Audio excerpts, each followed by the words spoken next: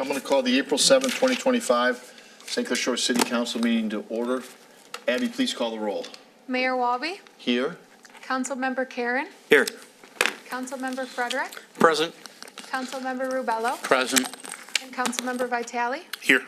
Councilmember Burgess and Councilmember Rusi have asked to be excused. Move to excuse. Support. Moved by Mr. Karen, supported by Mr. Frederick to excuse.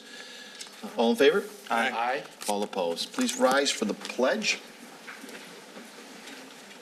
I pledge allegiance to the flag of the United States of America and to the republic for which it stands, one nation, under God, indivisible, with liberty and justice for all.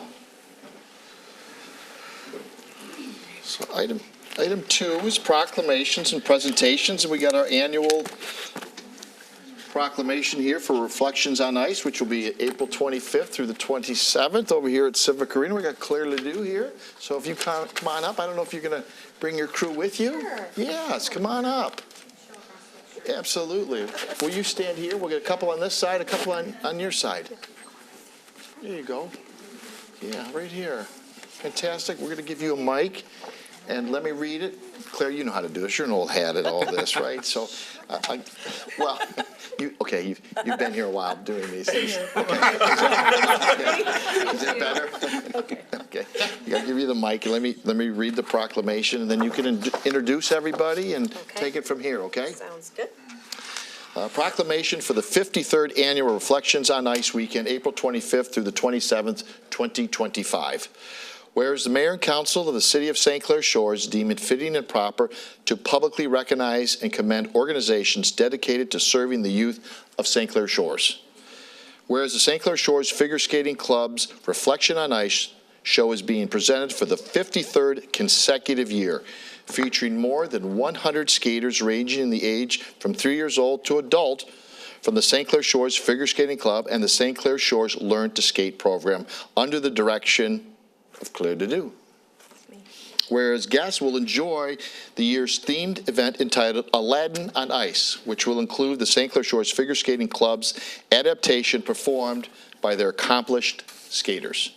Now therefore be resolved that the Mayor and Council of the City of St. Clair Shores do hereby proclaim April 25th through 27th, 2025, Reflections on Ice Weekend, and wish the St. Clair Shores Figure Skating Club every success in this event and this year and their year of skating. So congratulations. Thank you very much. I'll give this one to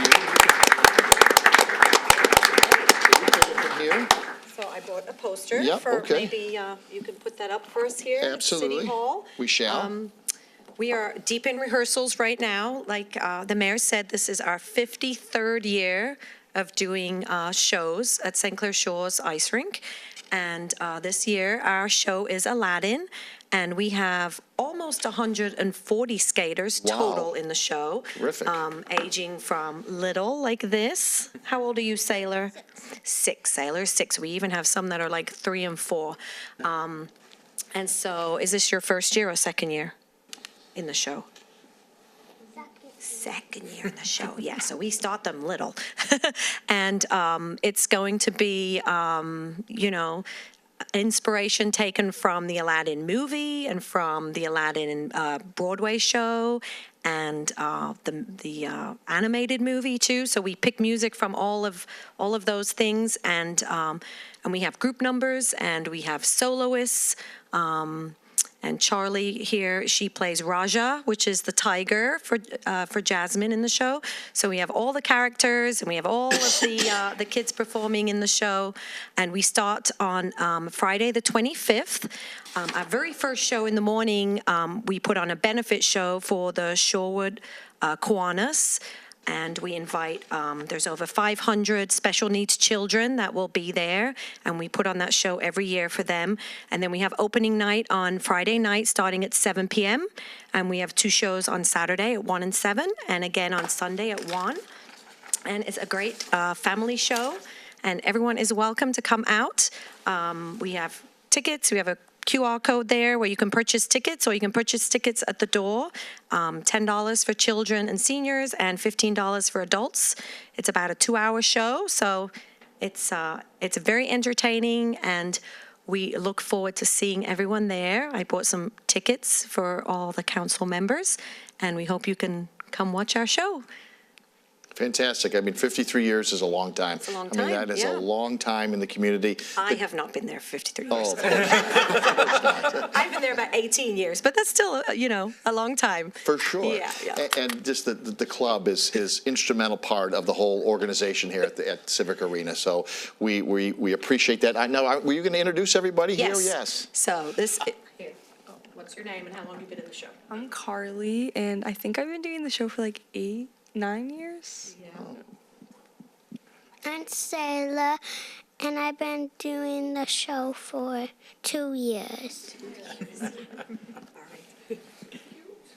I'm Charlie, and I've been doing the show for 12 years. Wow. I'm Evan, and I've been doing the show for 2 years. I'm Emsley, and I've been doing the show for 2 years. Fantastic.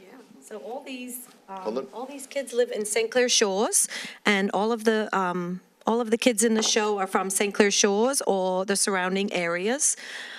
So it's really a great program that we have there at the Ice Arena. We have over 80 skaters in the show that are part of our club, and then the rest are parents and alumni and collegiate members that come back and do the show. So this year we have a massive parent group number too that, they see their kids out there and they want to have a go too. And so it's just a lot of fun. Yeah. Well, on behalf of the city, we want to thank you for being involved in this community for so long and doing a great job. Nothing better to keep kids and active, right, in programs such as this, and it's just a great, strong program. So make sure we get out there, support this. It's April 25th through the 27th here at Civic Arena. Get out here, buy the card, buy your tickets, and get out here at a number of events, 4 of them. So Friday, Saturday, and then 2 on Saturday and 1 on Sunday. We'll get this on there, and I'm sure Mr. Spinazzola back there's got them all wrapped around too. So thanks again, and we look forward to seeing you at the end of Thank April, you. all right? We appreciate all your right. support. Take care. Thank you.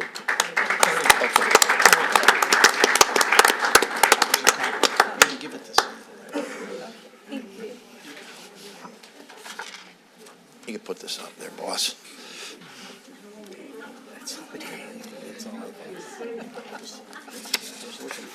So corporate.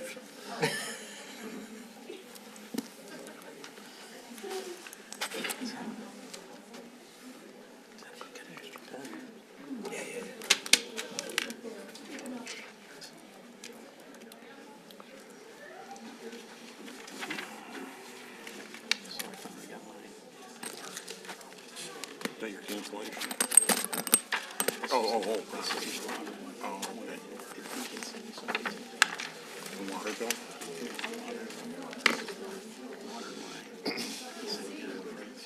Okay, so item 3 is audience participation. Abby, do we have any?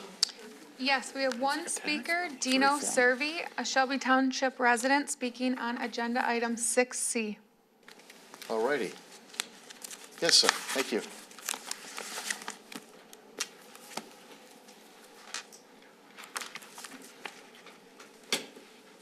As you know, my name is Dino Servi, and I am the owner of Brico Excavating. I'm here tonight to defend Brico's reputation. The city has made accusations regarding the Florence and Ridgeway project, and this is why they do not want to award us the 12-mile project. We reached out to the city for a sit-down regarding this prior to awarding the 12-mile project, and they refused to have a sit-down. We were unaware of any concerns. I've also reached out to the engineer who ran the Florence and Ridgeway project, and they were also unaware of any of the accusations being made about Brico Excavating. City Council and the residents have the right to spend an additional $152,000 for the project, but it should not be at the expense of my company's reputation. We've been in business for 29 years, and we have never had a project pulled from us when we were read the low bidder. So I would like to just get that on record. If City Council needs more explanation, I would be happy to discuss. Thank you. Thank you. You said 1, right? Thank you. Item 4 is the resolution to hold the 2025 St. Clair Shores Memorial Day Parade along Harper Avenue, May 25th. Come on up. We got a whole bunch of the committee here.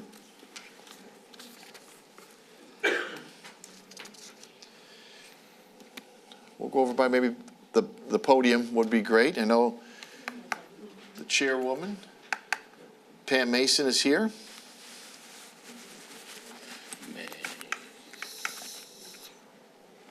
Good evening. Good evening. Pam, pull that down. Okay, thank you, Councilman, to move that. Appreciate that. Yep, Oh, thank you. thank you.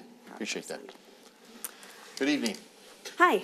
Hi, everyone. We are holding our annual St. Clair Shores Memorial Day Parade, and it is May 25th from 1 o'clock until whenever.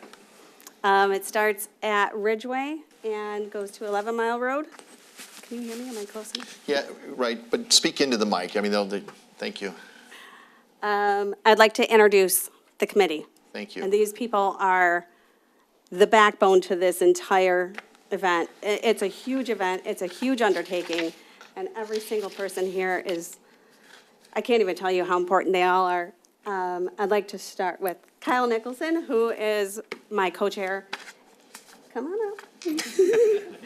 He keeps me completely sane with these emails and sorting out the applications. It's a huge job, and he's fantastic at it. Cheryl McKee, she has taken my position as treasurer, and that is a big job in itself, every single day. I'm sorry, and thank you. Dave Ellis, he is our previous director and is handling our logistics this year. Thank God. And I'm going to hand this over to Maria. She's our volunteer coordinator. And she's got information if you are interested in volunteering. Hi, my name is Maria Gala, and if you'd like to, we need volunteers, a lot of walkers, about 40 of them. And we need for VIPs to take care of them. And I forgot one other thing. And volunteers, anyways. I'm asking about 60 volunteers. I've already got 16 people already called and want to be in. And you just text me at 586-293-0100, and then I'll give you all the information that you need. Always need volunteers on parade day. Always need, it's a big event. Yes. We always need the volunteers to assist. So please reach out to them. They need the assistance. Yes, yes, we do. And we're gonna have May 1st, our, Training. oh, you're gonna do that? Okay, you go. Hello, everyone. My name is Nancy Pat, and I also am on the parade committee. I'm a resident of St. Clair Shores and have been for the last 9 years. And my job for the parade committee is fundraising. So I'm out there pounding the pavement, trying to get businesses to be able to help the costs of this parade, because it is a volunteer. So we will be around to different businesses throughout the next couple of weeks, so I anticipate that, and I look forward to meeting people. And thank you for helping us with this parade. This means a lot to our community. Thank you.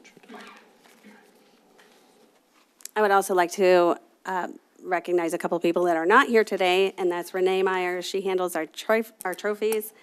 She put together a tasting that we're going to be having at our fundraiser dinner, and also Robert Muha, and he is a staging coordinator. Speaking of our fundraiser dinner, that is May 1st. It's at the VFW.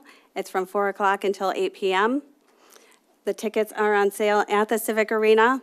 They are $20 a ticket for adults, $15 for children, and seniors 50 and over. And this is this year's parade T-shirt. Nice. Great. Yeah. So believe it or not, the price did not increase. So it's still $10. Cash only, please. And we'll be selling them. Let me get my dates out here. let's see, okay, May 10th, we'll be at the Social District. And then again on the 18th at the Farmers Market. Again, they're $10 each. So get yours before the parade day. Thank And you. you'll be selling them at the spaghetti dinner Yes, yes. on the 1st of May. Yep. And taking volunteers' names. Yes. Yeah. Mr. Vitale?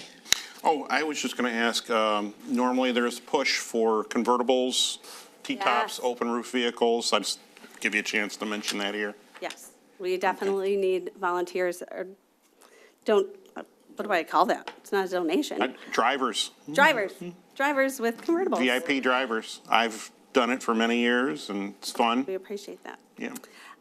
There are two more people that I'd like to mention. One of them is not on the committee, but she has volunteered her time to do this from home, and she's excellent at it. And it is Greta Rebello, and she is taking care of all of our marketing and publicity, and we seriously can't thank her enough. And then one more person, but I don't need to introduce him because he knows everybody in the entire world, Mr. Rebello. I don't know. And he's running around town with this.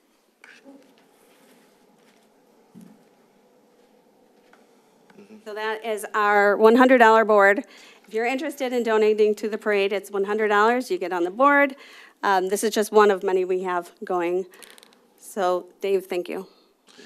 Mr. Rebello, I know you've been instrumental over the years in the parade. Well, it's, Can you put your mic on? I believe, as you said, it may be one of your favorite events, if not the sure. favorite event that St. Clair Shores does. Signature event. Signature event.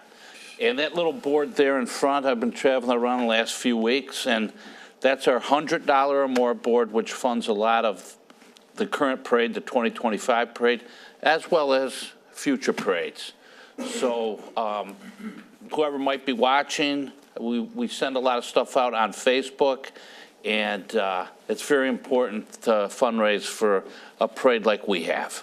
That's for sure. It's very needed. Unarguably to me, the largest parade in America. So I've been blessed to been around it for 15 years, and St. Clair Shores loves it. They love parties. And, Yes. And we have to keep it going, so these donations are crucial. For sure. make a motion here. I will make a motion to approve the request of the St. Clair Shores Memorial Day Parade on May 25th, 2025 at 1 o'clock on Harper Avenue, closing it from 9 Mile to 11 Mile Road. Again, this is on Harper, not Jefferson. And closing Little Mac Avenue from Harper Avenue to Paloma Street as recommended by Dustin Lent, the city manager. Support.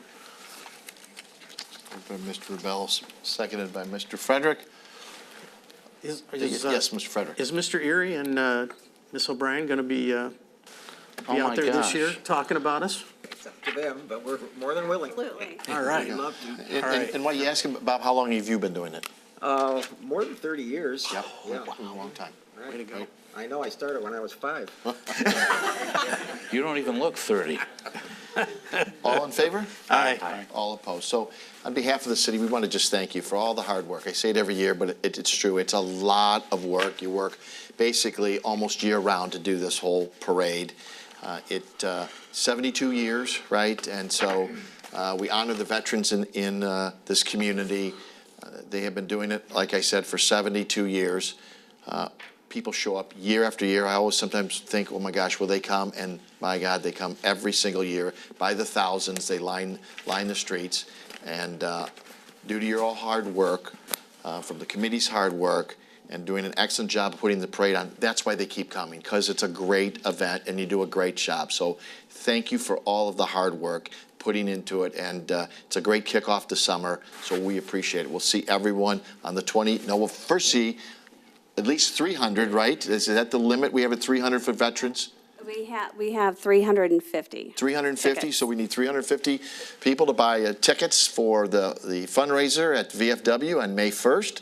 And then we will see everyone on the 25th along Harper Avenue, right, for the 72nd Annual St. Clair Shores Memorial Day Parade. So thank you again. We really appreciate it. Thank you. Yeah, you can just lead it up there.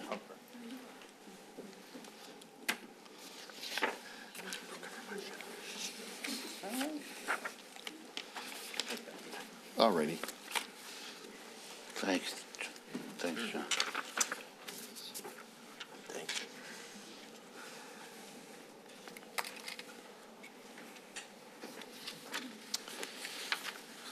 Item 5 is a request to extend the police chief drop for 3 years. I know we had talked about this at the last, actually, in a closed session, and then, as we do when we have discussions such as these at closed sessions, we bring it to the next city council meeting, and here's what we're doing. If you want to give us a brief overview, Destin, but I think Chief Allen's been doing a great job here.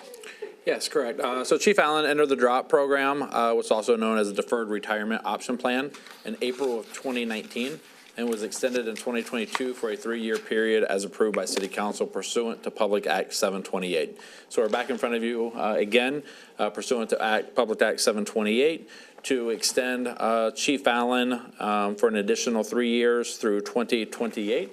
And especially at this time right now of the transition of the new police building being built, being located at a temporary location at St. Lucy's, and the great job that the chief has done and provided with our community over his multiple years of service.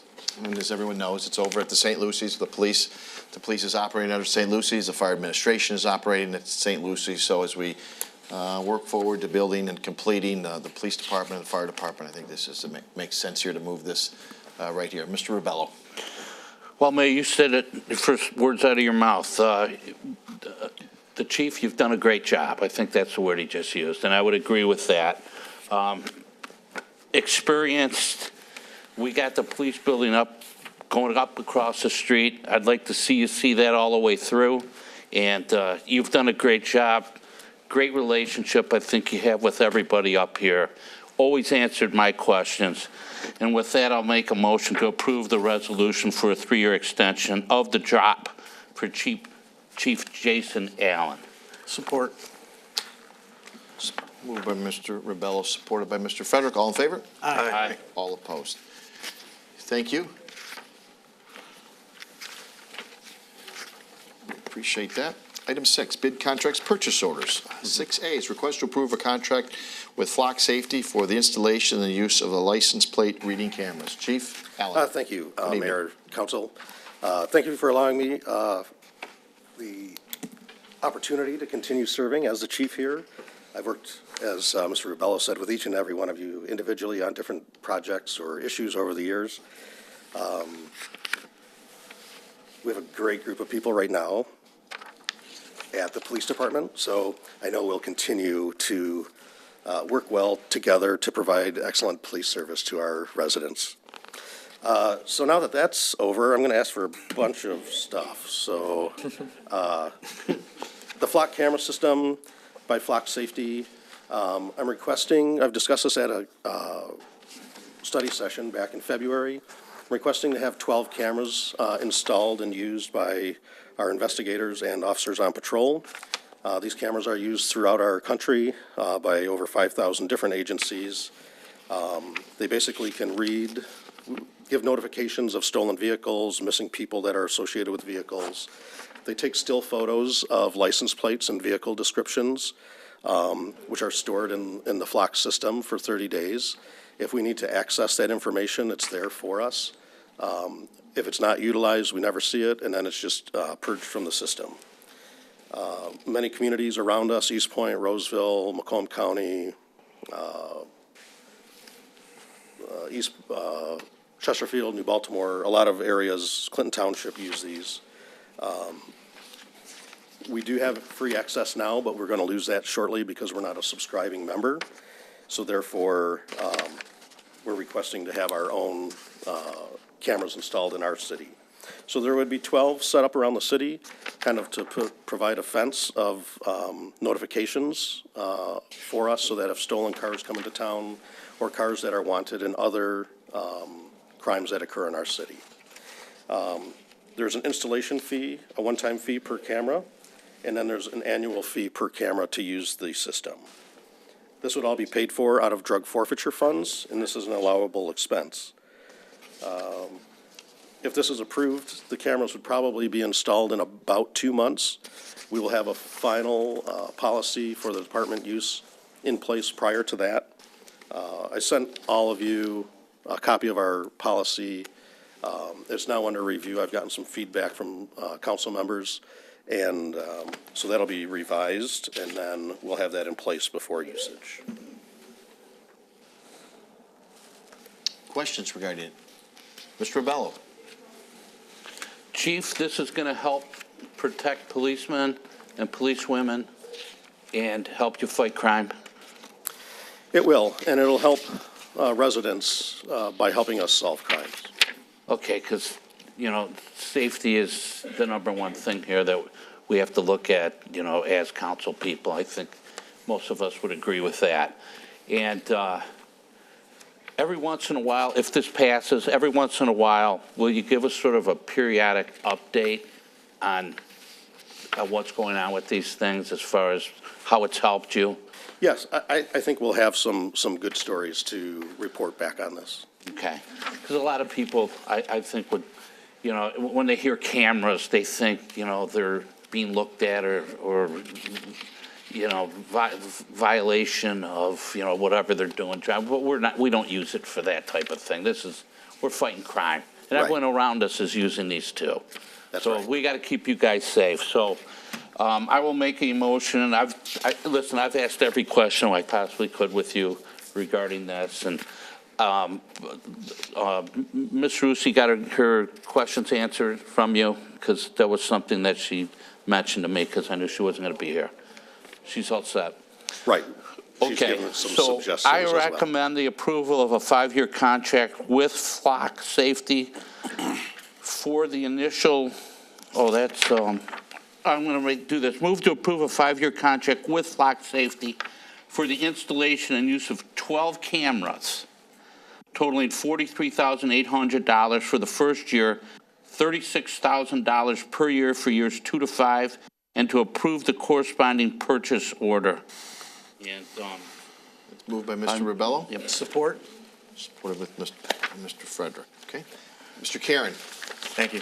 Yeah, actually, just to clarify for Ms. Rusi, she had significant remarks in terms of the policy, which is still being completed. That's correct. And I gave you some feedback on that today.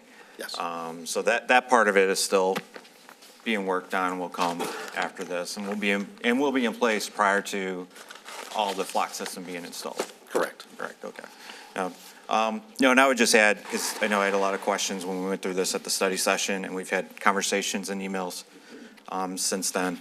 And, and our major concern was, there's a concern out there, if you have cameras up, what is it tracking, what is it doing, where is it being stored, and that was where a lot of our questions were about. So this will be housed for a limited period of time and then purged from the system. And if anything needs to be retained, it's going to be retained per a very specific case. It's not a generic of, hey, we're just going to save all the data for this month and dump it to a flash drive, right? It's got to be case related. And anyone that is accessing the system, and the access is going to be limited to certain individuals within the police department, it's not all, it's limited to certain, that it has to be tied to a particular case they're investigating. And that, correct? And all that is going to get tracked. Yes. And that, so the system can't be abused, for other reasons and that. So, and that was what our major concerns were. So, so I appreciate all the discussion and all the information we've gotten since then. But even on top of that, I sent you an article regarding an incident in Detroit with their system and how it was not used right. And I have every confidence our department's not going to do things like that.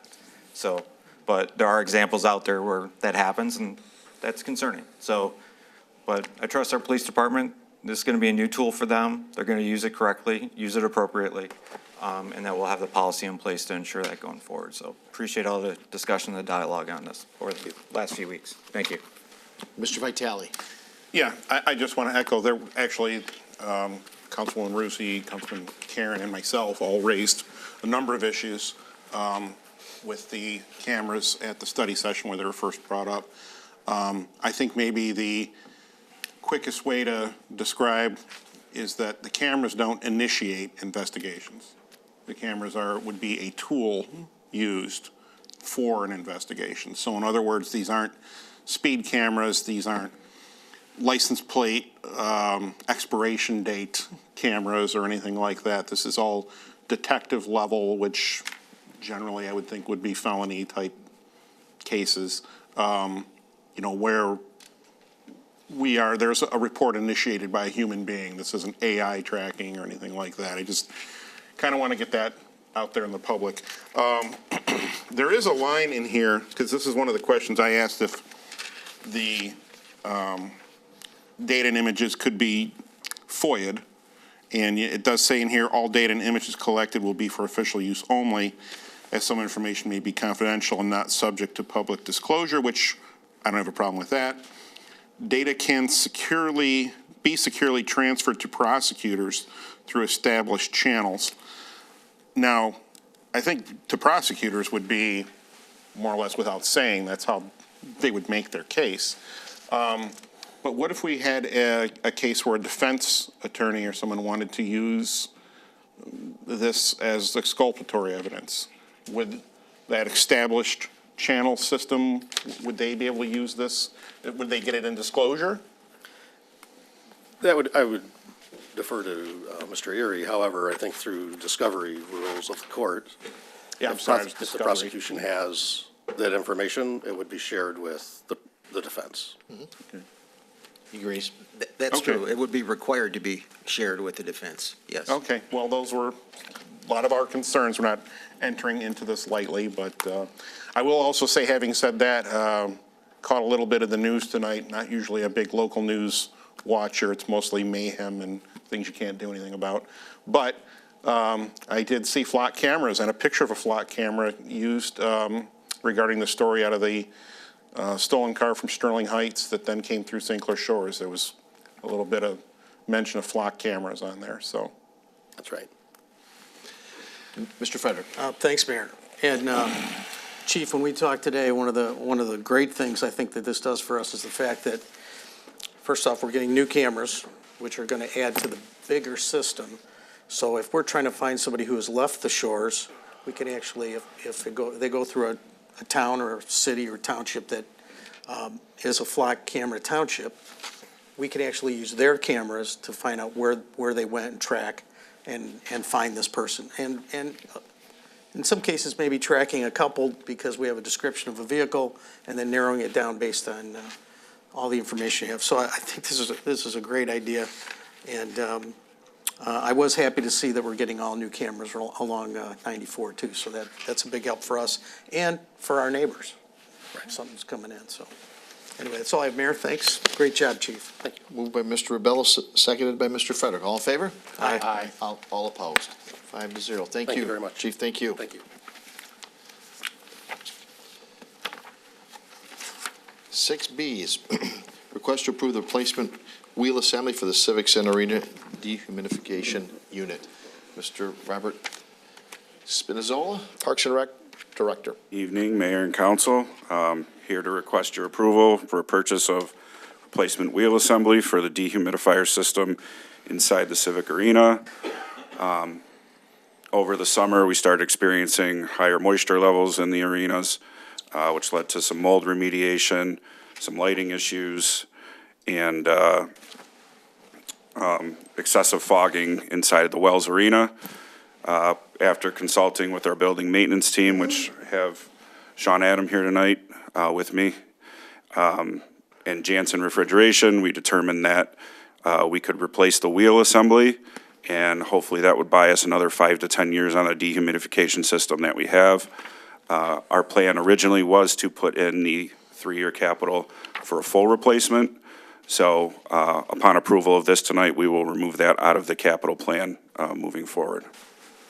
Well, hats off to the whole department right here and building maintenance to investigate that and do homework here and at the end, right, drive down a big cost here, right? So we really appreciate you and everyone looking into that, especially building maintenance. We appreciate that. Mr. Vitale.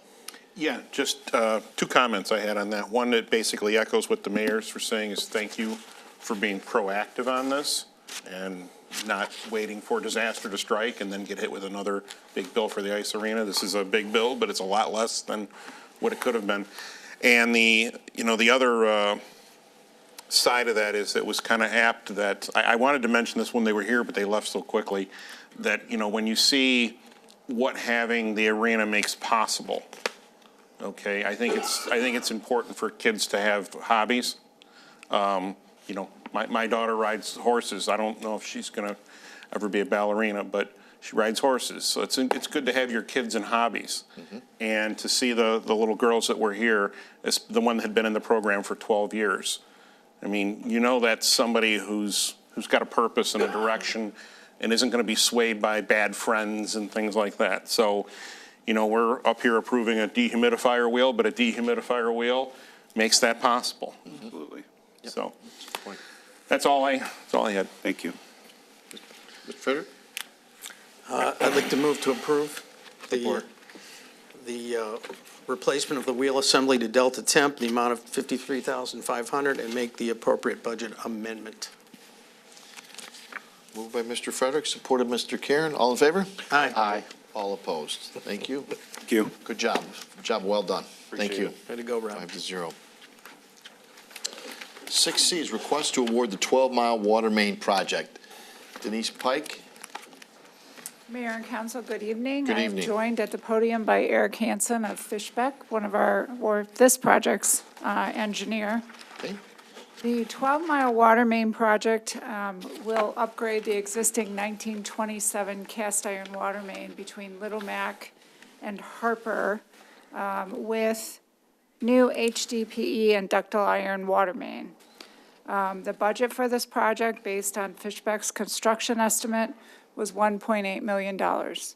Bids were received on February 4th, and staff is recommending awarding the project to the second lowest bidder, FDM Contracting, for a total award amount of, their bid was $1,390,413 plus a 10% contingency. We are recommending going with the second lowest bidder because of my personal past experiences on the Florence and Ridgeway project. And we've also checked references for FDM among many of the surrounding communities, and they all have very positive experiences. As you know, 12 Mile Road is a county road. It is one of our most heavily traveled corridors, and it is imperative that the project go as smoothly as possible. So again, staff is recommending awarding the project to the second lowest bidder, FDM Contracting, for an amount of their bid of $1,390,413 plus a 10% contingency. So it's a total award amount of $1,529,454. And Eric and I would answer any questions that council may have. Tell me about the alternate, because that's what you're asking for, alternate one. Yeah. Please. Eric Hansen with Fishbeck. Good evening. The alternate is, so it was originally designed to be PVC C900 directionally drilled pipe, and the city requested we have an alternate bid for HDPE. So that was added to the bid, and that, because of the price difference, is why the city is choosing that product, I guess, that material for water main. Do you support that? Yeah, I mean, they're both equally good products. It's just workability and familiarity with the material. Mr. Karen? Thank you. I'm going to make Eric sound like he really knows his stuff, so we asked him the same question I asked him at 8 a.m. this morning. I'm just because I thought it was interesting what he had. So typically with these projects, we've been doing pipe bursting, and this one's directionally drilling, and I know the 8 Mile project was also a directional drill as well as some open cut. So could you explain why we're doing directional drill on this one when their history's been using pipe bursting? Yep, so the biggest reason on this project, so the water main runs on the south side of 12 Mile Road between Harper and about halfway, or Little Mac and about halfway to Harper, and then it bumps to the north side of the road. On the south side, it's right under the curb line currently of the eastbound lane of 12 Mile, and then when it bumps to the north side of the road, it is under the center of the westbound outside lane. So there's a lot of green belt in this area, so in lieu of pipe bursting, which would keep the water main in the same exact spot under the road, we're putting the water main in the green belt area for directional drilling. And you also mentioned it had to do with the size of the main Yep, as well. so size of the main, it's a 12-inch main. With pipe bursting, you can see a little bit more heaving with that at the surface. And the pipe bursting is best suited for kind of neighborhood residential roads in our experience. Okay, and what if there's runs into, as it's being drilled, runs into an obstruction? Yep, Rock, so boulder, with something like directional drilling and water mains specifically, water main's a pressurized pipe, so it can go up and down vertically. It doesn't have the gravity that a storm sewer or a sanitary sewer would have. So if an obstruction is hit, like say a rock or a boulder, they can pull back the drill and go under it or around it sideways, or in the green belt, can obviously dig it up. It's 6 feet deep. It's not a 30-foot deep tunnel or something. We don't really anticipate that at these depths, but you never know. Okay. All right. And back to the going with the second lowest bid. Yes. On this one. Listening to what the representative of Brico said at the beginning, I've asked, going back 4, 5 years, something like that, of a procedure to be in place Yes. when we get to the end of a project, that we're filling out an after-action review, documenting what went good, what went bad. So do we have any documentation to go along with specifically the Florence Ridgeway projects, which since those ones were being mentioned? We do not have project evaluations. For Florence and Ridgeway, we have actually even very few IDRs, individual inspector daily reports from that project. What we have is personal experience. And my personal experience, and it is burned into my brain because it was one of the first projects I worked on in my tenure with the city of St. Clair Shores, was that we struggled heavily with residents and addressing resident complaints. There was, the project was not kept clean. It was very difficult for people to get through those streets. Roads were shut down without advance notice. I don't intend to disparage the contractor. We would like to work with them again, but we feel that this project, given that it is one of our most heavily traveled corridors, it's imperative that those issues are not repeated. Okay, thank you. Mr. Vitale. Yeah, along the same note, first of all, what Councilman Karen mentioned in terms of having some kind of narrative when we complete these Yes, would be very helpful. correct. Because then that would become part of our packet. We could read through that. I will say this, on the summary sheet, it's fairly detailed. It does mention in here site readiness, cleanliness, constant complaints from residents, but then probably the one that really stands out to me, and I seem to have some memory of this. Again, it would be great to have it in writing, but refusal by the foreman on the job to address resident concerns. We do so many projects, it's hard to remember sometimes was this the street paving project? Was this a water main project? Was this contractor? Was this one of our city cement contractors where we've had, people using water from residents or people doing things that they should be doing in an outhouse? And we've had these kind of complaints, and it's hard to remember where. Do you have any specific memories of this talking to foreman? Because what we heard here tonight was that they didn't have any idea anything went wrong. And do you agree with that they don't know, or did they maybe forget? I am not certain what the gentleman here knows or doesn't know, and I don't know if that went up the chain, but I can remember very specific instances where the foreman would stay in his truck and we were dealing with resident concerns. Again, this was a water main project on Florence. This was where we had a hydrant in front of someone's house, and then we ended up moving the hydrant, and there was a big thing about that. Okay, that, And 2 years later, we were looking at that individual's driveway, which was not this contractor's issue, to be sure. But again, it was a project that was unforgettable. And I will, to Councilman Karen's point, we do have a template of questions which Mr. Freckleton put together. I will share so that we can begin doing the project evaluation, because we agree that as these projects start to run together, so do some of the concerns. So it would be good for all of us to have that in writing. yeah, so, I mean, basically, here's where I'm at right now, is, yeah, we're going with a more expensive bid. At the same time, we preach that we expect good service to our residents. So I'm 100% willing to pay a little bit more on this contract to get that kind of good service, and even to send the message that we expect that good service. I do wish I had a little more by the way of staff's remembrance to back that up. So, you know, if you had something from, that would have been what, 2021 or something like that, or 2022. 22. So if we had something that was a evaluation that was dated 22, I would be like, yeah, somebody wrote this while it was all fresh in their memory. Correct. I feel solid on it. So that's my thought. The Point importance taken, of it. Councilman. Mr. Ribello. Thank you, Mayor.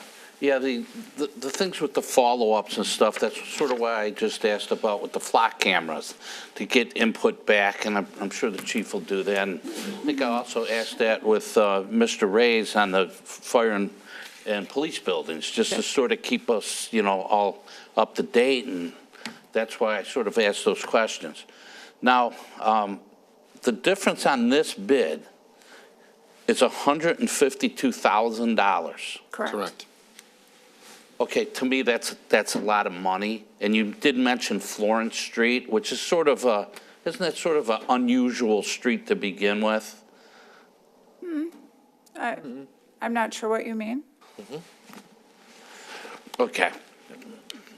For $152,000, I don't know what his name was, Mr. Bricko? My name's Dino Servi, and Let's just stay Okay. with, we're Okay, going to so stay. I just wanted to this get is- his name. Okay, so Dino came up here and basically told us that some of the stuff, there's problems sometimes, and there'll probably be problems with Fishback too. You know, it just happens, it just pops up, things happen. I'm going to be a no vote on awarding this to FDM. Okay. Because I think some of the things that you're talking about right now, and I understand about customer service, I get all that, but I think some of this right now can be solved with a simple sit-down with Dino, and these guys have been around too for a while, and I think they can do the project too. And, you know, they just, I guess, need to be accountable to somebody, and customer service. So I'm for awarding it to Bricko, but doesn't sound like I'm in the majority here, so I'm going to be a no vote on this one. Mr. Link? Yep, I'm just going to, for the record and for the audience as well, it wasn't like we had two bidders too, because we didn't really kind of go over it. We did have 7 bidders, so this was a highly competitive bid program, with the highest bidder being at $2 million, second highest at $199,000, or $1,998,000. So both of the 2 lowest bidders in comparative was very competitive with the other individuals that did put a bid in. But we do have quite a bit of bids that did come in for this program. A motion would be in order. Mr. Frederick? Yeah. I struggle with this too, because there's a lot of money. But I do remember talking about this when it was going on. Florence Street, and what was the other street? Ridgeway. Ridgeway, yeah. So I will make the motion, but I definitely want, the second highest bidder to be talked to directly. We don't want any of these kind of problems at all. So, Absolutely. And explain to them how this went down. So I'll move to award the 12-mile water main contract to FDM Contracting in the amount of $1.529454 with the contingency 10%. Support it. Moved by Mr. Frederick, supported by Mr. Karen to award to FDM Contracting. Mr. Vitale. Yeah, just, one point to add emphasis to what Mr. Frederick just said, is that I don't want to rule this company out of future bids that. Right. Absolutely not. So I'm going to go ahead and vote for the motion, but, that I'm kind of siding on the side of staff here just to send a message to contractors that hopefully you can use in the future, whoever they may be, street pavers or whatever, that if we have a lot of complaints and problems, we will go to another contractor. So, and, maybe we have the meeting on this and they hopefully compete again for bids. And this is just one that to take a lap on, but, yeah, I don't want to rule anybody out. So not without a good talking to, so. Okay. Moved by Mr. Frederick, seconded by Councilmember Karen to award the 12-mile water main contract to FDM Contracting in the amount of $1,529,450, which includes the 10% contingency amount. All in favor, say aye. Aye. All opposed? Nay. 4-1, it passes. Thank you, and then you'll Thank you, Council. kick them off. Thank you.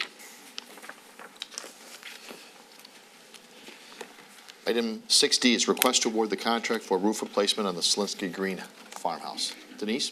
So this is a very different project. This is a cedar shingled roof for the Selinsky Green farmhouse. We had a walkthrough on March 11th, a mandatory site walk. There were 2 companies that attended that walk.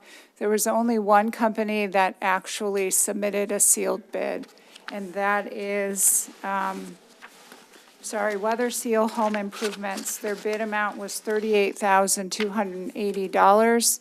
So we are asking council to award that with a 10% contingency for a total award amount of $42,108. A portion of the funding for this project will come out of general fund and a portion out of the Historical Commission. Questions? Mr. Karen? Thank you. Yeah, and just to kind of clarify, that Historical Commission repair account, that was originally allocated, from the general fund in that. So it's, we need more general in fund. there, right? There's one of the conversations I had with the Historical Commission because some of those expenses go to heating and cooling of the house and cleaning, and that. So there needs to be some money left in there to get them through the end of the year, but warn them, between the foundation repairs, the roof repairs, there's going to be more than what they had in their account. So correct. Just kind of make sure that that's clear. No, I appreciate administration getting this through. I know this has been an issue the last couple of years in terms of looking to get the roof replacement top of the discussion every Historical Commission meeting to get this going. So greatly appreciate it. And the one vendor that we did have, they are kind of, I don't know what the correct term is, but like historically certified to work on this type of structure. Preservation, yes, certification. Yep. Okay. Thank you. Thank you. Mr. Frederick? Thanks, Mayor. Yeah, this couldn't come at a better time as we are suffering through some rains and all that, and I know there's some stuff even in that attic that we're worried about that could get wet and lose it forever, and it'd be a historical loss for sure. So I'll go ahead and make the motion to award the contract for removal and replacement of the roof, gutters, and downspouts on the Selinsky Green farmhouse to Weather Seal Home Improvements for a total award of $42,108. Support. Moved by Mr. Frederick, supported by Mr. Karen. All in favor? Aye. All opposed? Thank you. Item 7, consent agenda. Move to approve. Moved by Mr. Karen, supported by Mr. Frederick. All in favor? Aye. All opposed? Item 8 is updates and files from prior council meetings. Mr. Lent, City Manager. Yes, sorry. That was.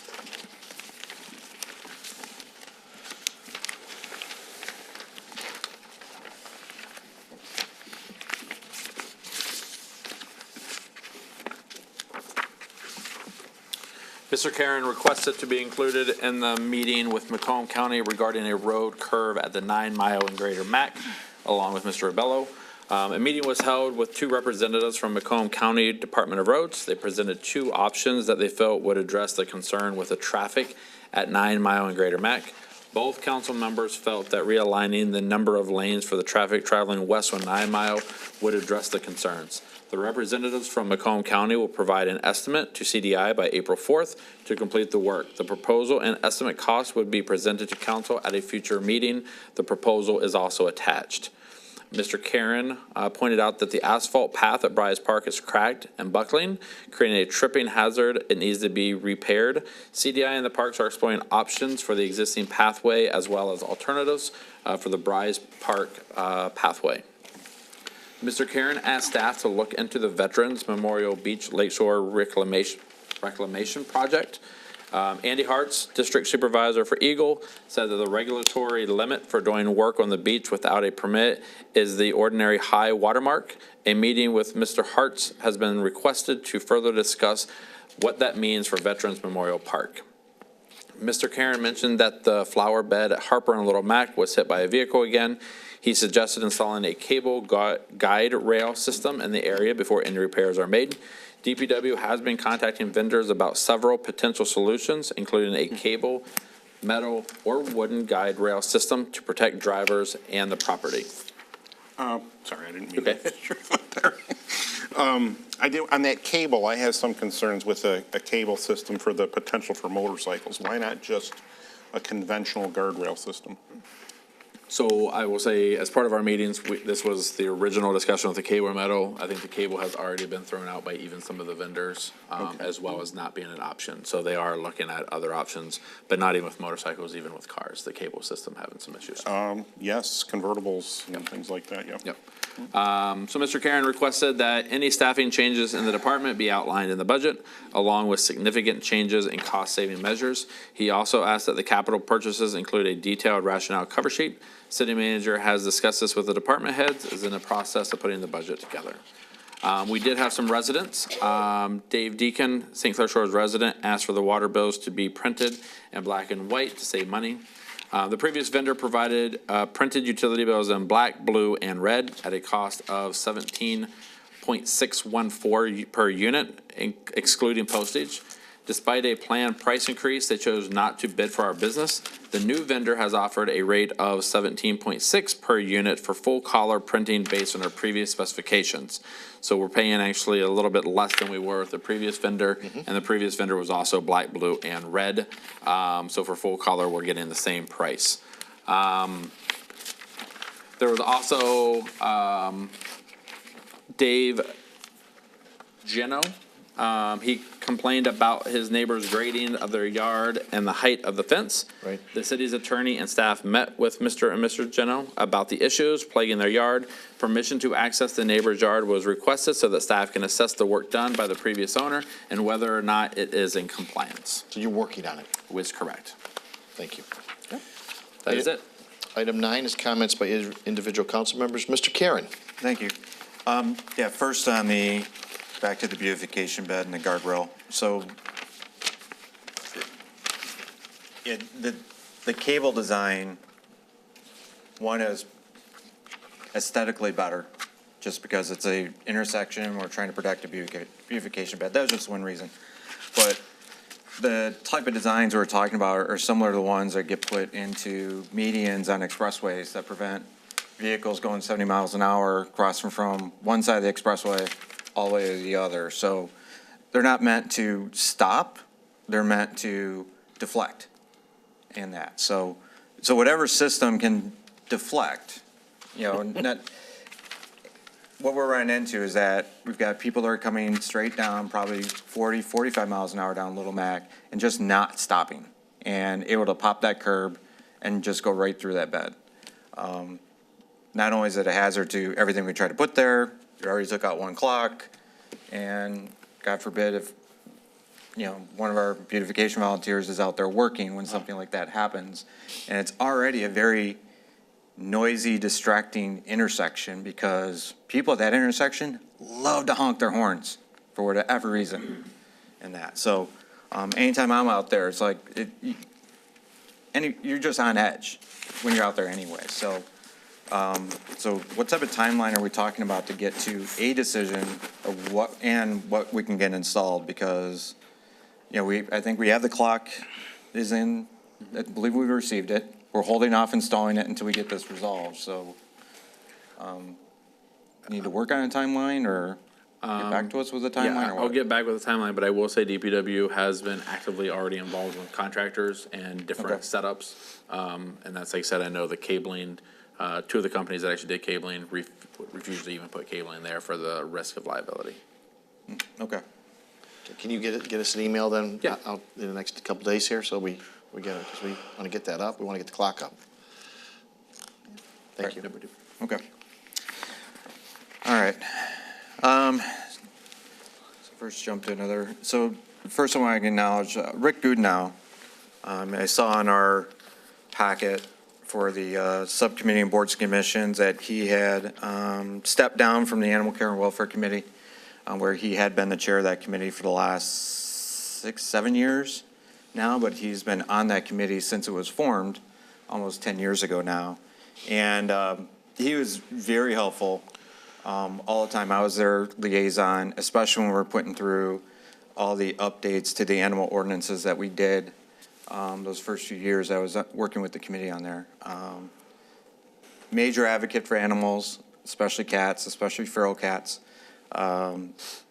His advice, counsel in that committee in terms of dealing with animal issues around the city was greatly appreciated, and just want to thank him for the time he gave to the city for probably about the last 10 years, serving in that committee and being a great advisor to council. So thank you, Rick, for all that time.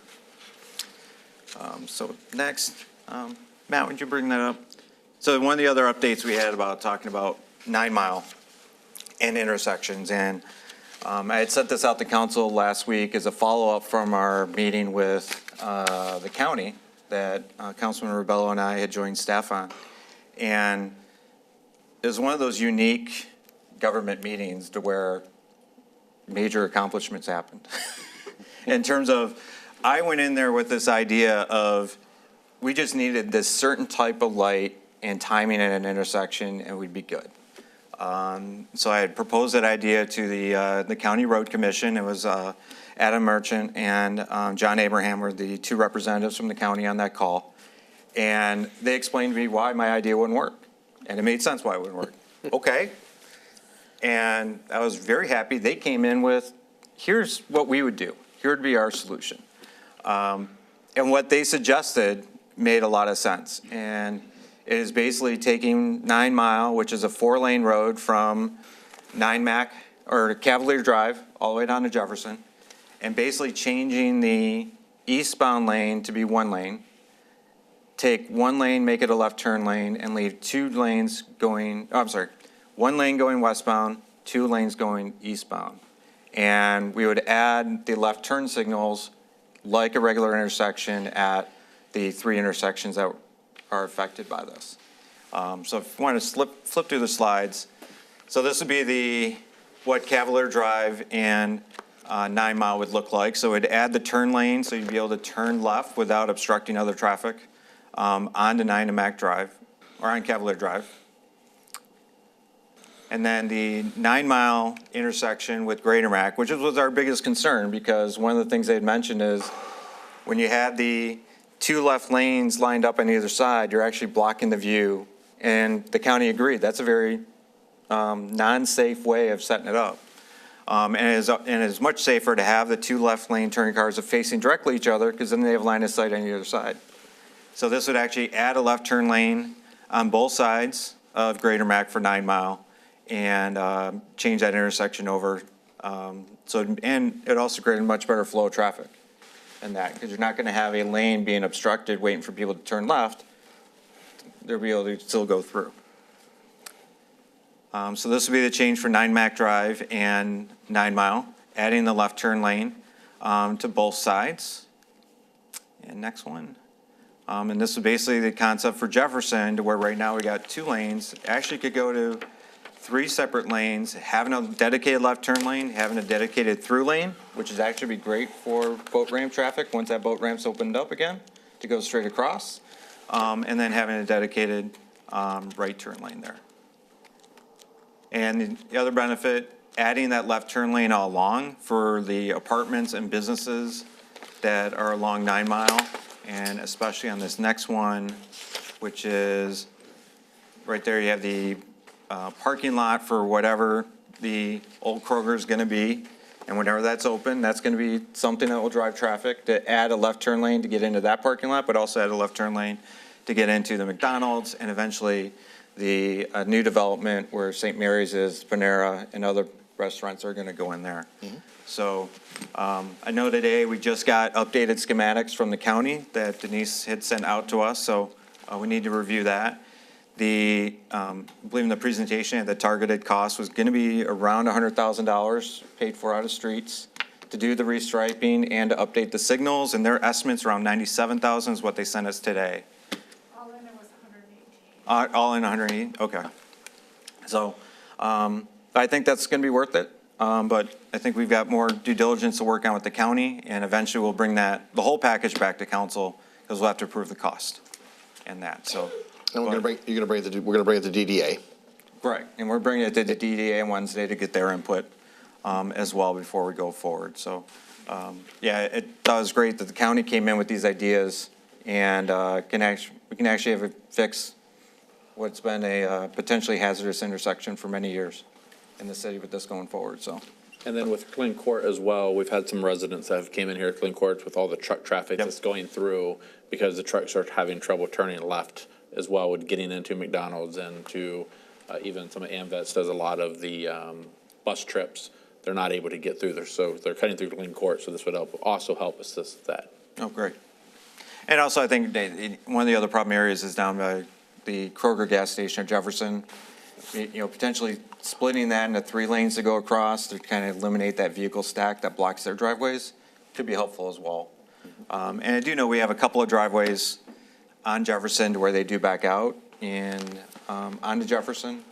And I think that could be a benefit there because at least that left turn lane's a bit more of a buffer for opposing traffic if they're backing out in those 2 lanes on the south end or south side of 9 Mile there.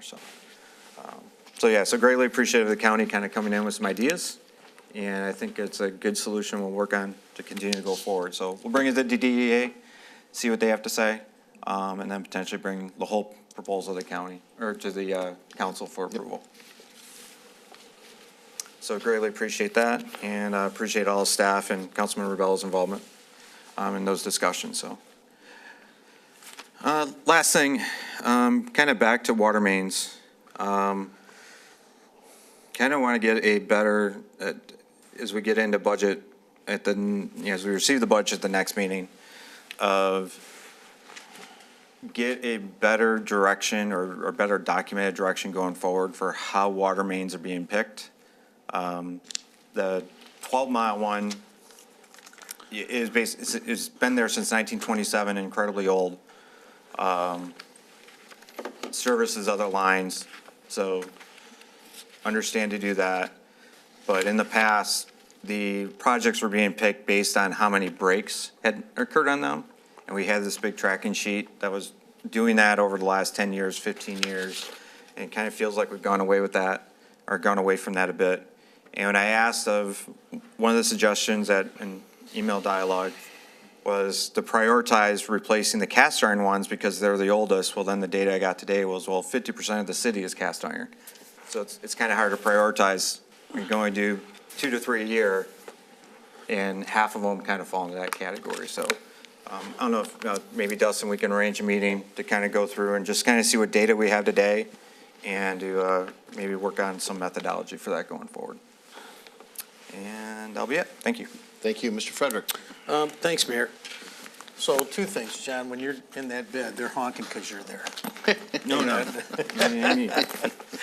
But secondly, on 9 Mile, if you're going east on 9 Mile, and you're coming up to Greater Mac, in your head, because I drive that every day, in your head, you're already trying to get over to the right because you know that somebody's going to be stopped at that light, and you're going to be stuck behind them if you want to go through. So I think this could be a great benefit to all the residents, as well as adding a little bit of safety.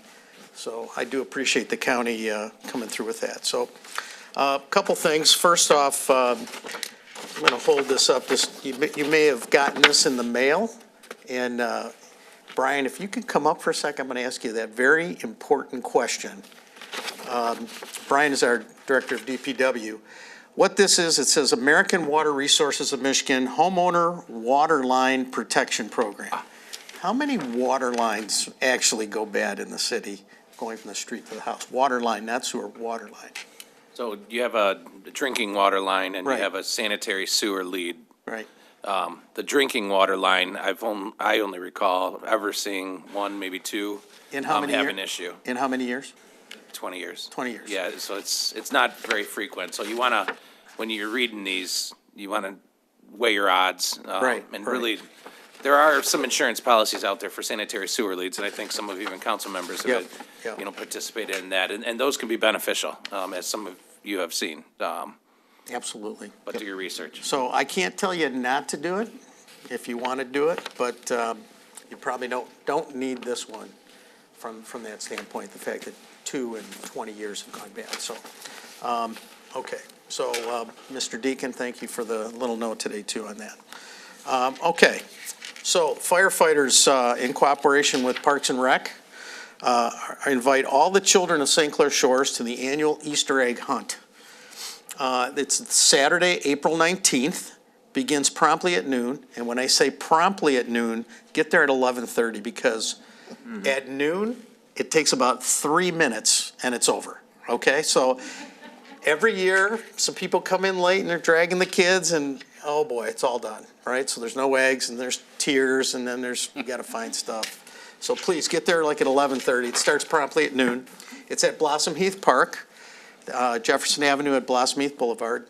And there's going to be a lot of fun and surprises. Bring your Easter basket because you're going to be looking for eggs with valuable prizes in them, not to mention some candy.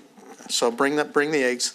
Get in on the fun. Again, starts promptly at noon. Get there at 11:30. Don't be late. Come and join the Easter Bunny and his firefighting friends, and don't forget your basket. Mom and Dad, I'd say bring a camera. What do you think? That'd be fun. All right, so we have a youngster in town.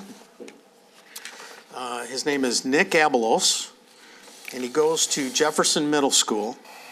And he just set the state record for deadlift for his age bracket. Yeah, so we've got a pretty strong kid, and when I saw him, I said, "You lifted 330 pounds?" And he's not much bigger than Mr. Vitale's daughter out here. So, anyway, I wouldn't mess with him. I don't know why that 330 pounds. So anyway, but he took 5th place and a state record for that, and then 10 places get medals. So congratulations to Nick Albalos for your state championship on the deadlift. All right, well done. And congrats to Jefferson Middle for having that program for those kids. Also, too, as you know that we've got the Friends of the Library out there, and they do a lot of work with the library, and they provide a lot of money and a lot of benefit for some of the programs that I know that you hear me talk about up here on our library comments. But I would love for you guys all to join, if you could. So, Friends of the Library, you can go join at the library, be a part of it. It's $10, but here's the cool thing. You spend the $10 and then you get 2 coupons for 1 free book each from the Friends Used Bookstore, which that's like $10. All right, so it's almost free if you think about it, if you're going to buy a book. So, but you get a nice card, Friends of the Library, and you can help out the library. So, in addition to that, you're going to get the library newsletter, which a lot of our announcements come out of that. So if you're interested or you're taking notes, sign up for the Friends of the Library at the library, and you can do that any day that you're in there. All right, let's talk a little bit about what's happening. So, why don't we join maritime archaeologist Dan Harrison on April 26th at 2 p.m. at the library on a dive into Detroit's notorious past. This is when rum runners and gangsters and lawmen and socialites made the Roaring Twenties roar. That's the Roaring Twenties from the last century, right? Registration opens on April 12th and can be done online, in person, or by calling the library. We can also celebrate National Library Week, which is, hey, this week, right? Join the staff as they celebrate with themed spirit days, and don't miss your chance to enter our raffle for 4 tickets to the Addams Family, a musical comedy on April 22nd at 7:30 p.m., generously donated by 313 Presents. And then also, the Youth Services Department is hosting a scavenger hunt. Children will find different places in the library to discover the answer to a library riddle. So that sounds like a blast. And then the last thing I want to mention is Mr. Rebello. Dave Rebello, who, organized the Snow Brigade and did a great job over this past winter. I was worried you were going to have to, get everybody fired up again today, but that didn't last. Yeah. But what Dave did last week and 2 weeks ago is he organized what we're going to, I guess, dub the Lunch Brigade.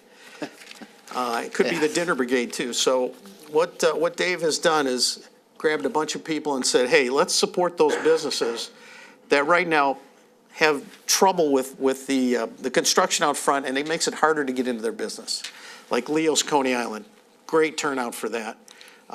Nautical Deli, huge turnout for that. In fact, I saw that Candace Miller, our drain commissioner, or what's the new title for that? Public Works. Public Works Director.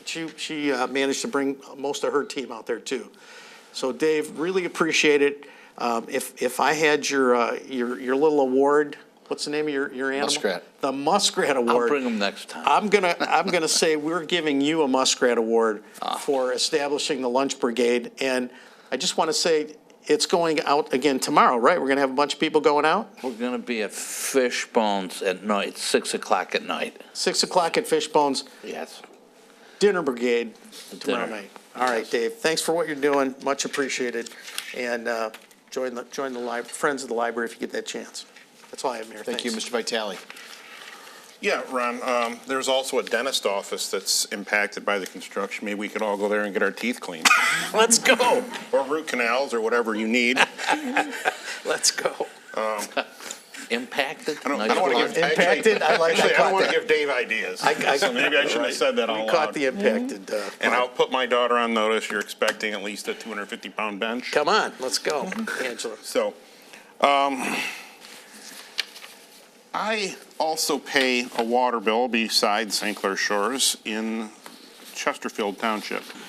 And along with my water bill, I found a black and white copy of the press release from GLWA that talks about their water rate increase. I did try at one point to kind of get ahead of this a little bit on a Facebook posting, and once they came out with this, but Facebook is Facebook. So I would suggest that maybe after we set our water rates, that we also include their press release. And, Chesterfield did include on their letterhead a little preamble kind of explaining why it was there, although I think we could do better.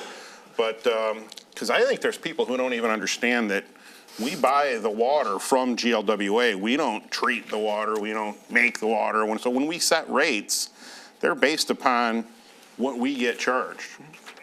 So I think maybe enough people don't even know what GLWA is, and maybe we could set up a preamble letter that explains it and explains what will probably be inevitably a rate increase, because they're pretty dramatic this year, and maybe even include that there were 10 years in the grand bargain that restructured GLWA that said that rate increases would not exceed 4%.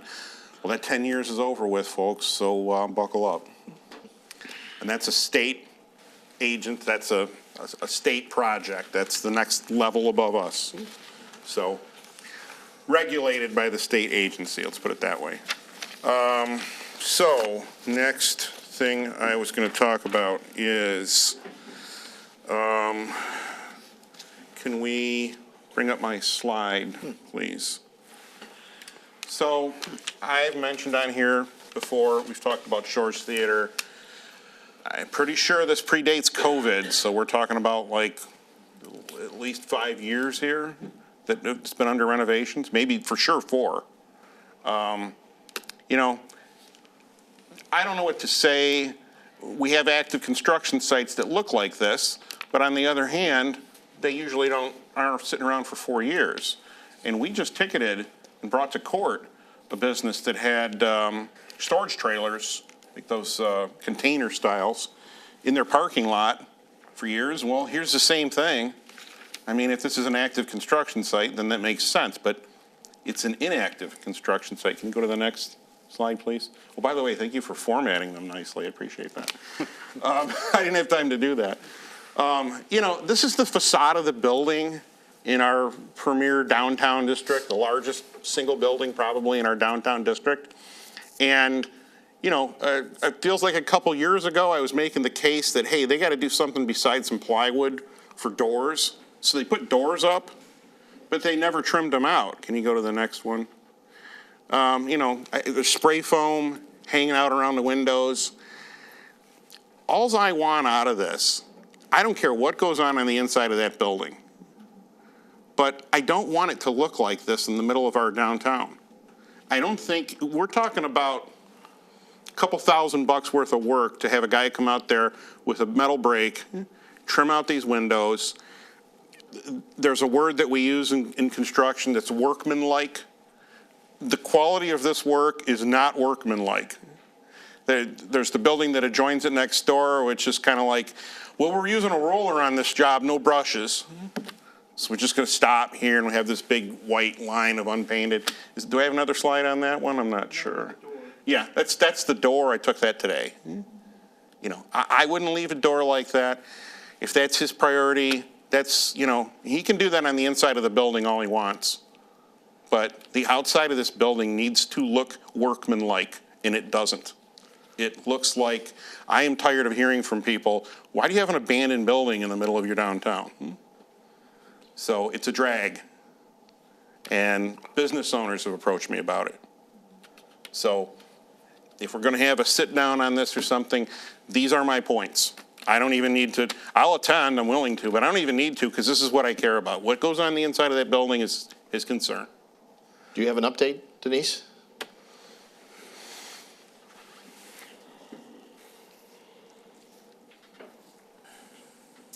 I had thought I sent the update for your council comments. I met with the property owner of this building. I told him that he could not leave the windows on the doors like that they did need to be trimmed out.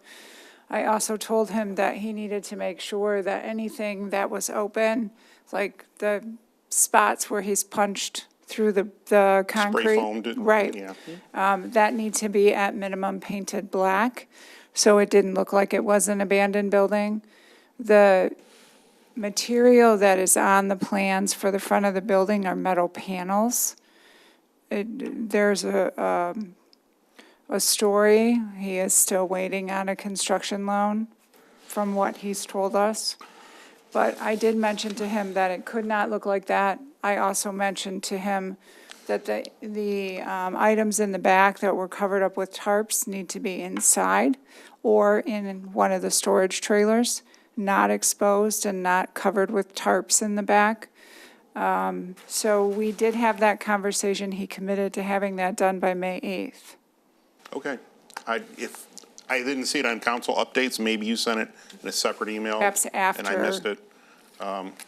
But yeah, you've kind of got the idea. I mean, to be honest with you, those bubble awnings on the back are all ripped. Right. But then I thought about, I don't know if I want to ask that those be removed. This probably looks worse underneath.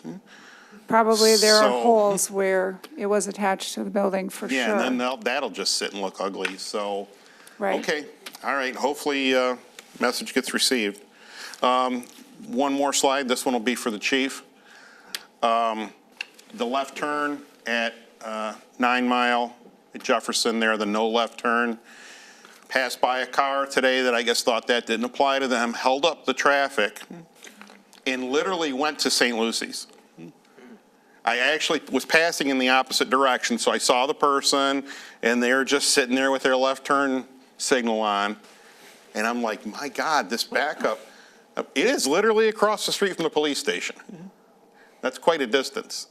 You know, and I think traffic would move through there good if people didn't do things like that, because I had to return the same way, and I was dreading getting caught up in that. And nobody was doing the left turn, and I sailed right through. So, you know, whenever I think we've got somebody who isn't doing something, because word needs to get out, you're getting a left turn ticket here. It's clearly marked. I'm going to imagine there were probably horns honked, and that's a nightmare. Who wants to, we got people that live near this, who wants to hear that? So maybe a couple whoop whoops is going to be better than some horn honks. So that was all I had visually. And then the only thing left is that I have a strong feeling, we have some people here tonight that will talk about backyard chickens. I will just say that I'm open to a reasonable accommodation on that. I'm not committing to anything until I see language and guardrails and things like that, but I do know we already have some that exist. I know other communities have the backyard chickens. And, you know, it seems like one of those things where it's a lot of times used to teach children about animal husbandry and things like that, and I think it can be useful for that. I would appreciate not having to drive to Armada to get eggs, because really once you had them, it's like, who put cheese in these eggs? Because that's what I told my wife, and she's like, no, those are farm fresh. So anyways, I think we'll hear from them tonight, but at the very least, I think we should take this up. I talked to a couple other council people here. I think there's enough to get this on a study session and discuss it. So that's all I had for tonight. In regards to the 9 Mile Jefferson, we have had, the police have been very diligent. Oh, I'm not They've been out there quite a suggesting bit. they aren't, but. And actually, the contractor, Rickman, has been happy to see the police department out there trying to, you know, sometimes tickets and sometimes just warnings to help out and provide some safety in that. So we do appreciate that. I do understand. It won't be perfect, but I know. No, I know that. understand. It could have been, I saw the 1 minute it wasn't being done, Sure. so. We've tried to put another sign up there too, a little bit back toward Marta Road I would to tell almost it, so. say there's some verbiage that could be put up there that says, you know, because it is a little confusing. There's a lot of signs to try to read. It is. So if there was something that said no left turn onto 9 Mile. Yeah, I believe that's coming. Yeah. Mr. Rebello. Yeah, that intersection is sort of confusing. I don't know if restriping it a little bit will help out, but I myself get confused. But I'm looking at that project, and it looks like people, you know, people are being able to pass. I think it's moving along pretty good. I know, Ron, thanks for the kind words. I appreciate it. Yeah, just trying to bring some attention to that area. And to piggyback a little bit here, I know I brought up that 9 Mile Greater Mac intersection a few times up here, and and John and I have talked about this, and it's a real nice thing to see that it's being looked at and being examined, because if you just sat for 20 minutes in Royal Bryan Ford's showroom, you'll see some real good near misses. So I'm glad that is finally getting looked at as far as safety goes. And yeah, I just thought it would be solved with a light, and these guys came from the county with like striping and all that type of stuff. So, and Denise, thanks for your input too. I sat in your room with you because I thought it was in person, so we Zoomed together. I want to make an announcement here for Linda Birch sent me a text message. This is from the St. Clair Shores, and Heidi McGinnis sent one. St. Clair Shores Waterfront Environmental Committee. Join us for Earth Day and Family Fun Day. Mark your calendars on Saturday, April 19th from 1 to 4 p.m. at Vets Memorial Park. We're bringing the community together to celebrate, learn, and take action for our environment. There's hands-on exhibits and demos, eco-friendly tips for home, garden, and beyond. Learn how to protect Lake St. Clair for future generations. This is a free, family-friendly event, so grab your crew and let's make a difference together. April 19th from 1 to 4 p.m., Veterans Memorial Park, St. Clair Shores. Let us know you're coming. If you send them a message of some. And I wanted to talk a little bit about, a lot of this has actually been brought up, so I got all my questions pretty much answered. The parade folks were here. They're working real hard to give us a great parade.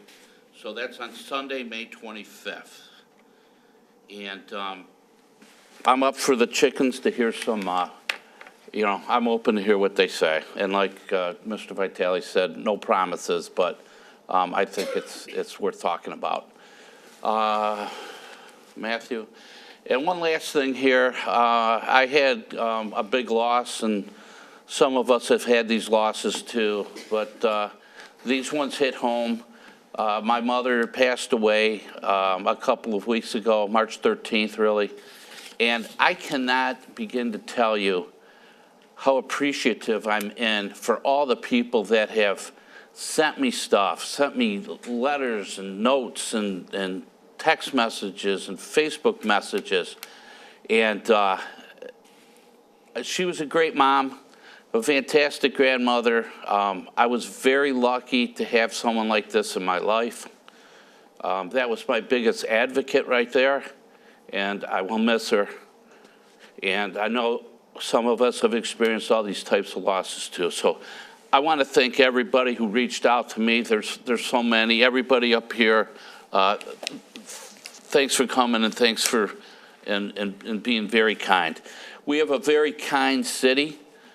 We have some great people in it. We have people that care, and I think that's why we can do this for, as long as we do it, because there's some darn good people out there and with some big hearts. So I really wish everybody peace in here and peace in here, and I have to move on to another chapter of my life. Thank you, Mayor. Thank you, Mr. Rebell. City Manager's report? No report, Mayor. Item 11 is audience participation. They have a 5-minute time limit. Views, opinions expressed under audience participation are those of the individual citizen only and do not necessarily represent the views and opinions of the mayor, city council, or the administration of the city of St. Clair Shores. Raise your hand. We call it. All we just need from you is the name in the city you reside in, and then we'll give you the 5 minutes. Yes, sir, come on up here, and they'll show you where to sign in. Yes. Who would like to be next? We'll kind of get a line going. Yes, sir, come on up here and get in line a little bit, and then, sir, you can sign in after you speak, or before, no problem. Yep, you sign in. That'd be good. And this gentleman can sign in, and we'll try to keep a little line if we have more. Yes, sir, you can come on and get that line. It'd be great. Just need your name and the city you reside in, and we're here to take input, and just that. This won't be a two-way discussion, and we're here to listen to you. So, sure. Yes, sir. Yeah, I know you guys don't normally open dialogue, but if Correct. you have any questions for me, let me know. David, I'm really sorry to hear about your mom. My mom's here too. She's my lighthouse, so I know, and these are stressful meetings, huh? You're up here for 2 hours. Denise already spent $2 million, so, jeez. And sir, this is actually going to be a short meeting, quite frankly, so. So, yes, I'm here to talk about the backyard chickens. Name? Brian Dyer, Statler Street. Thank you. Between Jefferson and Harper. I'm simply requesting a study group be put together regarding the ordinance change for backyard chickens. I did want to address the concerns raised by the citizens on the Facebook post we posted a couple of days ago. It's up to, I think, 300 comments. So that I just wanted to start with the concerns that we did hear from people of St. Clair Shores. So neglect and smell, noise, rats, and predators. I would like to ask, aren't dogs, cats, pigeons, and quails, which the city already allows, present the same dangers? And here's an interesting thought that I had. We allow bird feeders, and chickens are essentially fed by bird feeders. So as long as we're containing everything, then it really shouldn't be an issue. Rats are what you call an opportunistic pet. They go where they can hide from predators themselves and where they can easily find food. And if we're serious about the rat problem that exists in the shores, we We could change an ordinance to remove any and all animals, garbage cans without lids, compost piles, gardens, and so on. It's a very difficult problem to combat if we don't make huge changes. But if we're going to be realistic about this, chickens pose no greater risk than anything we already allow in the shores. On the contrary, chickens would get people into their yards and encourage beautification and yard care. If there is a rat problem in one's yard, I would guarantee that you would develop a personal vendetta against the rats to protect the flock. Regarding the neglect and smell, I can tell you, and Mr. Rebello can be witness as well, since he came over and saw my chicken setup, there's no smell, there's no evidence of rats, there's very little noise, some very hushed clucking. And then I have a letter signed by 5 of my surrounding neighbors who can also tell you there's no smell, no noise or mess. And the best way to keep a coop clean and smell-free is something called a carbonaceous diaper. It's simply wood chips. And if you keep a thick layer of wood chips in the chicken area, there will be virtually no smell. We could eliminate that big wood chip pile by the Civic Center very quickly, and tree service companies are always willing to drop off chips for anyone willing to take them. My brother raised 13 chickens. I don't mean to throw you under the bus, but he had 13 chickens in the shores for 2 years, no smell, no complaints, and just 3 years, and just under 10,000 eggs produced. Regarding predators, hawks could potentially be an issue, but they'd be an issue for most small dogs as well. Chickens are very smart. If they see a shadow of something flying over them, they'll typically run into the coop.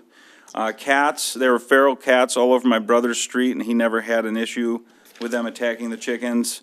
And most predators hunt at night, so that's when the chickens will be locked in their coops, protected. And I don't want to cause any problems for the city.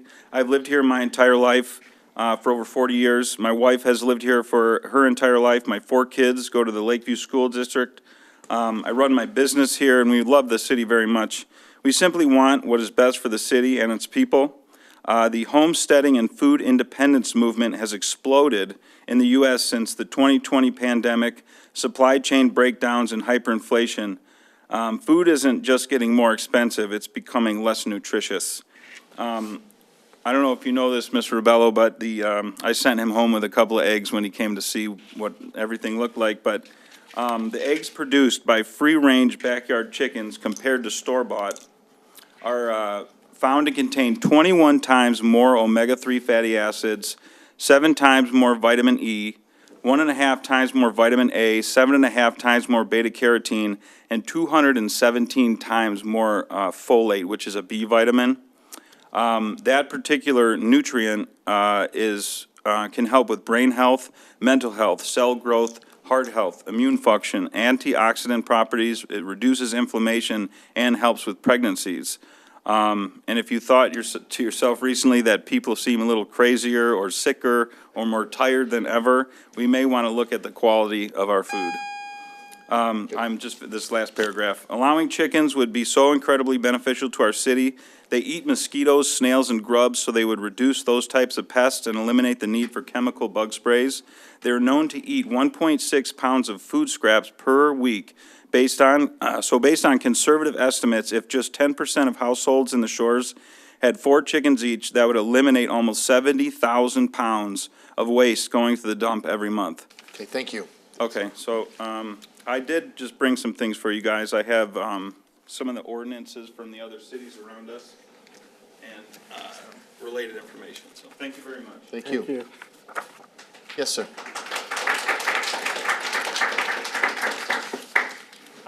I wasn't really planning on speaking, but it's pothole season, and there's some pretty serious. Your name, sir, and where you Sorry, sit? my name is Christopher Jewett. I live here in St. Clair Shores. All right, thank you. So in any case, it's pothole season. I'm sure everyone's aware of that, and I was kind of curious if we have a plan for how we're going to address the potholes. They seem substantially worse this year than they have been in past years. Specifically, there's one eastbound on 9 Mile right at Harper, which is really bad. I mean, honestly, like it felt like my car was falling into a hole. In the left turn lane? On the right right side. Yeah, there might have been one in the left turn lane too, pretty bad, but In any case, yeah. So I was wondering if we had a plan for that. And then also, I used to live in the city of San Diego, and one of the things that that city had, which was fantastic, is we had a reporting system through an app called Get It Done San Diego. And I thought it would be really great to also just mention as an idea that we could have, you know, even if we just put it up on a website for now, some sort of ticket system where we can upload photos, et cetera, report incidents to the city, I think would be really great in terms of, you know, tracking and seeing like out-stop lights and potholes and that kind of event. So that's all.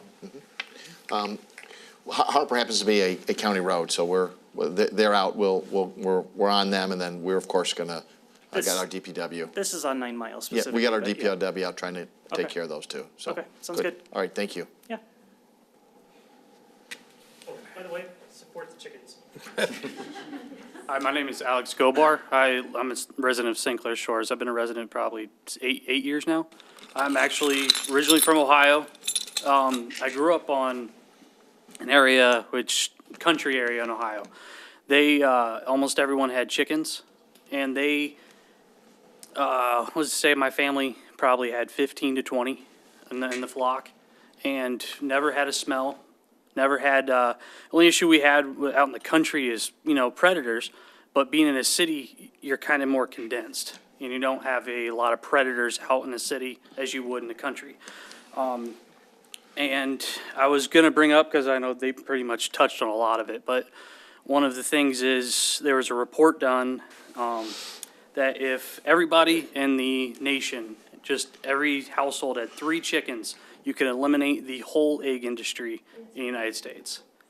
And I think, I mean, I know you guys have to discuss it and have a panel and all, but if everybody, or if you just allowed, you know, 3 chickens and all that, that would help sustain a household, even if the eggs do drop down to $1.99 a carton again. It's just something you can also like pass on to your kids, learn something, so they actually learn where food is coming from, instead of, you know, just going to the market and just picking up, you know, whatever's there, so they actually can see it. But, thank you. Thank you. Yes, sir. Good evening, Mr. Mayor, members of City Council. Dave Mesery, longtime St. Clair Shores resident, first time speaking before the council. I may have missed something along the way, so forgive me if I missed anything, but with regard to the intersection at Harper and Little Mac, I live in that area, and I remember before it was renovated a few years ago, well, the renovation looks great. It looks better than it did before. But we lost a little bit of sidewalk in the process. So for pedestrians crossing Little Mac there, or anyone on a bike, it's not as easy to traverse the median as it was prior to the renovation. But my concern, as everyone else's here for that intersection, is the safety. I did catch where the car crashed into the clock, so that was a really unfortunate incident. And I did hear some of the conversation about how to protect that area. And I just wanted to express my concern and reiterate, in case anyone already has, just if we can please keep pedestrians and bicyclists in mind when we're looking at the safety of that intersection. It's this is a great town to live in. I love our parks very much, and I like the library a lot too.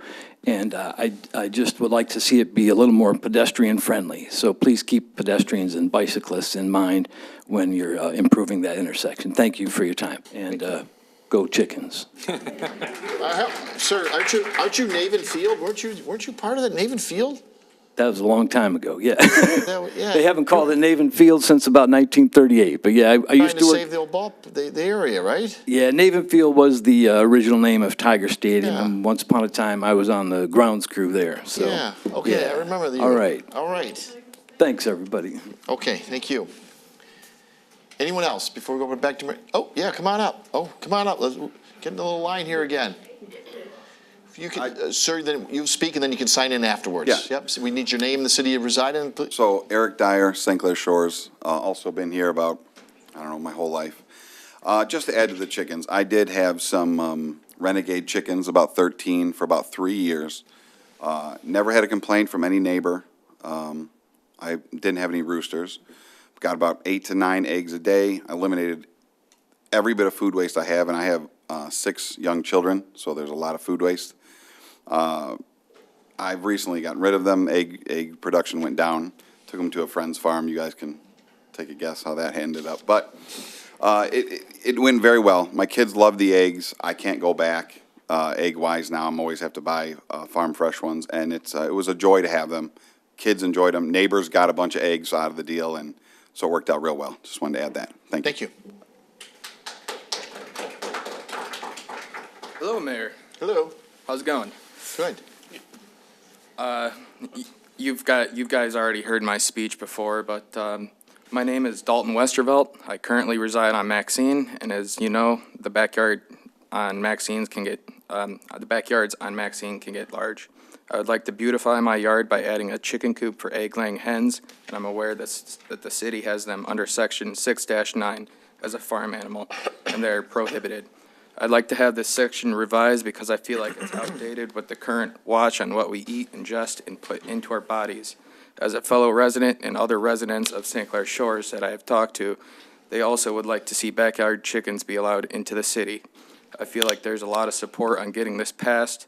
Hopefully this falls into the right hands of a city council member that would be willing to bring some beautification into our backyards.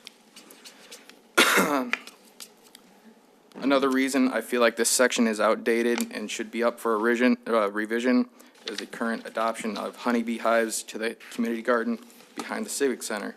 The city does not have anything in writing about honeybees, yet the USDA considers honeybees to be livestock.